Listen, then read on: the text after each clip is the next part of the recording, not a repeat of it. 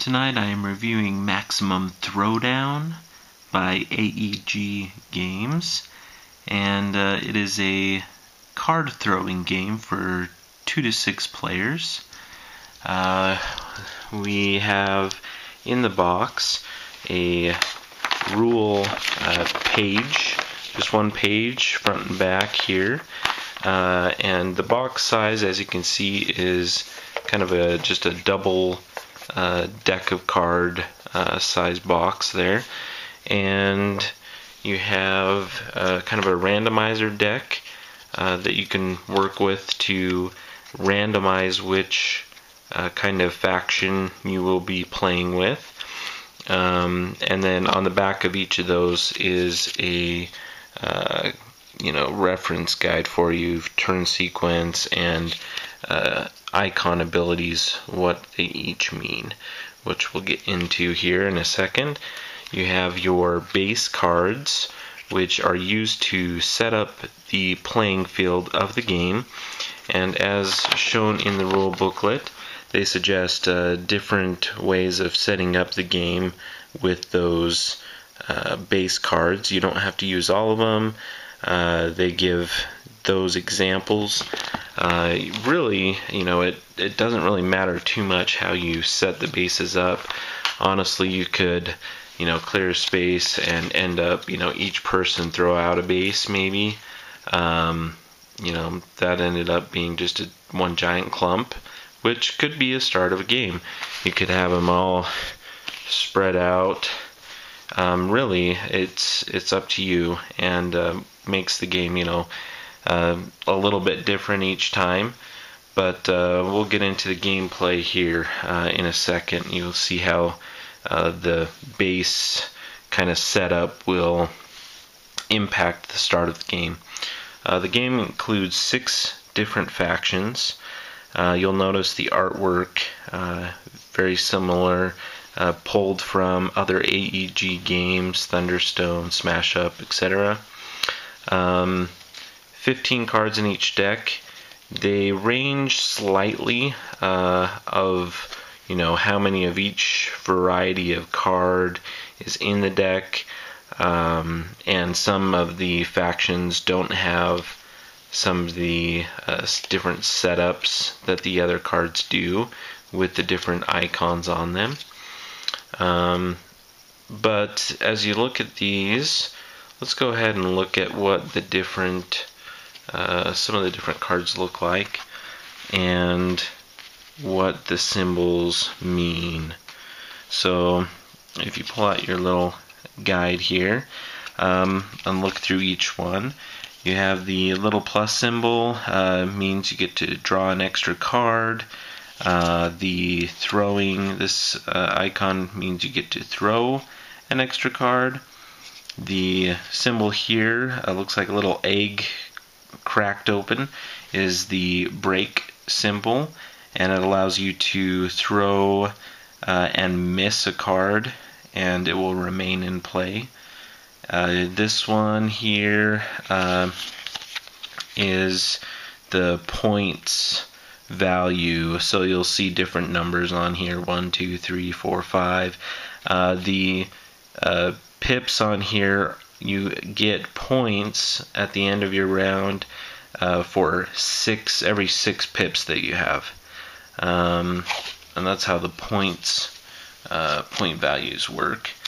Let's see, you have here the steel icon, which allows you to draw one card from an opponent deck and throw it.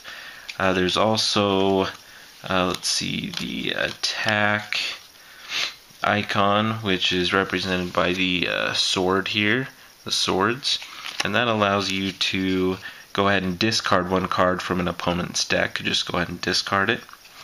And so those are all the icons, those are all the special abilities. But what happens is each of the players go ahead and takes turn throwing cards into the playing area, and you can, establish boundaries of, you can't reach over the playing area. You may be playing on a table, or as long as you don't reach over any of the cards. It's a little more challenging, a little more fun, I think, if you do establish some sort of boundary to keep players from being too close, or else then it just gets there isn't that dexterity, fun of the game isn't there. So the challenge of throwing it from farther away it makes the game a lot more fun, in my opinion. But the setup of the game, the rules of throwing, so you have some boundaries maybe set up, and then on your turn, what you're going to do is you may already have some cards, out on the playing board. The first thing you do is evaluate your icons, take an extra card, look at it, you see that you can actually also throw an extra card. You have a break symbol. So basically you draw a card from your deck, and then you can throw. And so I'm going to throw a card. I'm going to try to cover up the other symbols of the other players. Did not do so well on that one. Let's say I actually had an extra draw and an extra throw, so I have 2 cards. And I messed up again. So let's pretend it went over here though. Covered up some symbols on the other player. That's really what you're going for. If an illegal throw would be if I overshot and say it's not overlaying or touching some card in any way. It could be underneath. If it slides under a card, that's fine. But if you don't have a break symbol, then that card gets discarded and doesn't get to remain in play. And that's basically it. The evaluating icons, if one icon is covered up partially, you cannot use that icon, even if it's very, very minuscule, and the icon just is barely covered, then that is considered, you would not be able to use any 3 of those icons. And that goes for the point scoring as well. So, and then you go ahead and look for any points. Actually, you evaluate points before you throw. It shows you on the turn sequence here. Evaluate, and then you're going to score points, attack, steal, do those ones, then you draw, and he draws, and then you throw. So, that's the gameplay of the game.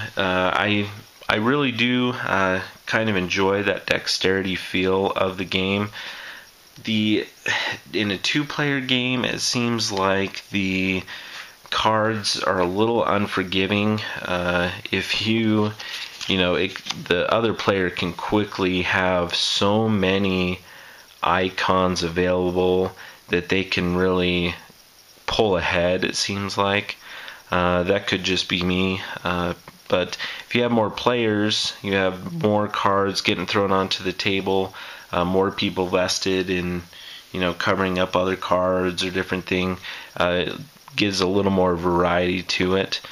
The game itself, like I said, I think you need to enjoy the dexterity aspect, because that's really a big point in this, is how well can you throw the cards, lay the cards down.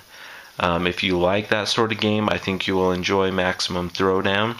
If you like more of a strategic game where the decision that you are making makes a big deal, then this I don't think is the way that you want to go for a type of game, because while there is some critical thinking and decision making on what card you may draw from your deck, which one you throw down first, but most of it just comes from the dexterity of throwing the cards. So anyway, this again, Maximum Throwdown by AEG Games, and go ahead and check it out.